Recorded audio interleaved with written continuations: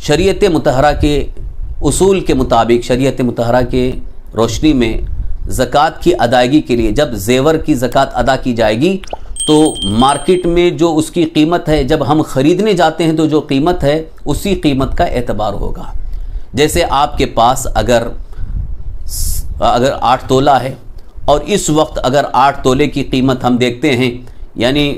तोला वो भी गिराम का एतबार किया जाए, क्योंकि शरीयत में जिसको तोला कहा गया आज वो तोला नहीं रह गया, क्योंकि आज जो तोला बोलते हैं वो 10 ग्राम का एक तोला है,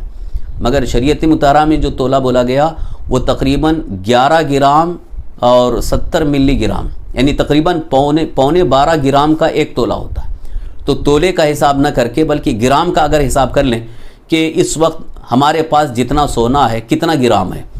अगर 100 ग्राम हो रहा है, 200 ग्राम हो रहा है, तो अब 100 ग्राम या 200 ग्राम की जो कीमत मार्केट में है, क्योंकि वो 10 ग्राम के हिसाब से ही कीमत बताते हैं, तोला बोलते हैं 10 ग्राम का, तो अगर हम तोला बोलेंगे तो फिर वो 10 ग्राम के हिसाब से हिसाब बताते हैं। इसके लिए हमारे पास जो ज़ेवर है उसका अगर वज़न हम करके रखे हैं, और अगर नहीं करके रखे हैं तो एक बार पूरा वज़न करके रख लें कि कितने ग्राम है, उसको लिख करके रखें कि मेरे पास 50 ग्राम है, 100 ग्राम है, 20 ग्राम है, जितने भी ग्राम हो रहा है वो अगर लिख करके आप रखें तो हर साल उसकी ज़कात अदा करने में आसानी होगी, क्योंकि वज़न तो बढ़ेगा नहीं, कीमत घटती बढ़ती रहेगी। तो कीमत कभी बढ़ रही है, जैसे अब गुज़िश्ता साल जो है वो 47,000 48,000 तक पहुंच गया था, अभी और कम हो गया है, कीमत घटती बढ़ती रहेगी लेकिन वज़न तो वही रहेगा। तो इसलिए वज़न अगर हम लिख करके रखे हैं तो उस वज़न के एतबार से हमको ज़कात निकालने में आसानी होगी कि अब हमारे पास कितने ग्राम हो रहा है उसको जोड़ करके और मार्केट में मालूम कर लें, या जो भी ज्वेलर्स आपके पहचान के हैं जहाँ से अक्सर लेन देन होता है उनसे मालूमात कर लें कि इतने ग्राम सोने की इस वक्त हम ख़रीदने जाएंगे तो कितनी कीमत हो रही है। अगर वो कीमत बताता है कि 2 लाख हो रही है, 5 लाख हो रही है, या जितनी भी रकम बन रही है, तो उस रकम को अपने उस रकम में जोड़ करके, जो भी आपके पास रकम कैश मौजूद है उसको उसमें जोड़ करके उसकी पूरी टोटल की ज़कात अदा कर दें। 100 रुपये में 2.5 रुपये,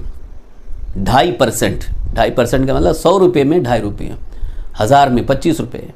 तो 1 लाख का जो है वो 2,500 रुपये हो रहा है। तो अगर किसी का सोना और रुपये पैसे मिल करके अगर टोटल 1 लाख रुपये हो रहे हैं तो अब 1 लाख की ज़कात अगर वो अदा करते हैं तो सिर्फ 2,500 उनको निकालना है। अब आप सोचिए, अल्लाह ताला ने इतना करम फरमाया कि सब कुछ दिया हुआ अल्लाह का है, अल्लाह तबारक ताला ने हमें सब कुछ अता फरमाया, ज़ेवर है, सोना है, चांदी है और रुपया है, खाने पीने की चीज़ें, बेशुमार नेमतें अल्लाह ने अता फरमाई। उन सब नेमतों में अल्लाह ने फरमाया कि इन 3 चीज़ों में से, यानी सोना चांदी, रुपये पैसे और जो चराई के जानवर रखते हैं उनकी, और जो खेती वगैरह होती है उसमें वो उश्र निकालना है, इन्हीं चीज़ों में से ये इतना हिस्सा तुम अल्लाह की राह में दे दो। उश्र जो खेती का हिसाब है वो अलग है, यहाँ रुपये पैसे में, सोना चांदी में ये 2.5% का हिसाब है, यानी 40वां हिस्सा यानी 2.5%। तो 2.5% के हिसाब से 1 लाख रुपए के 2,500 रुपये होते हैं। और उसके अलावा हमारे लिए सब पाक हो जाता है जब हम ज़कात निकाल देते हैं। ज़कात की अदायगी के बाद पूरा माल पाक हो जाता है, और अल्लाह के हबीब हमारे आका सल्लल्लाहु अलैहि वसल्लम इरशाद फरमाते हैं, जिस माल की ज़कात अदा कर दी जाती है वो माल महफूज हो जाता है, यानी अल्लाह ताला उसकी हिफाजत फरमाता है, वो जलने से, चोरी होने से, ज़ाय होने से महफूज रहेगा, वो अल्लाह की हिफाजत में है।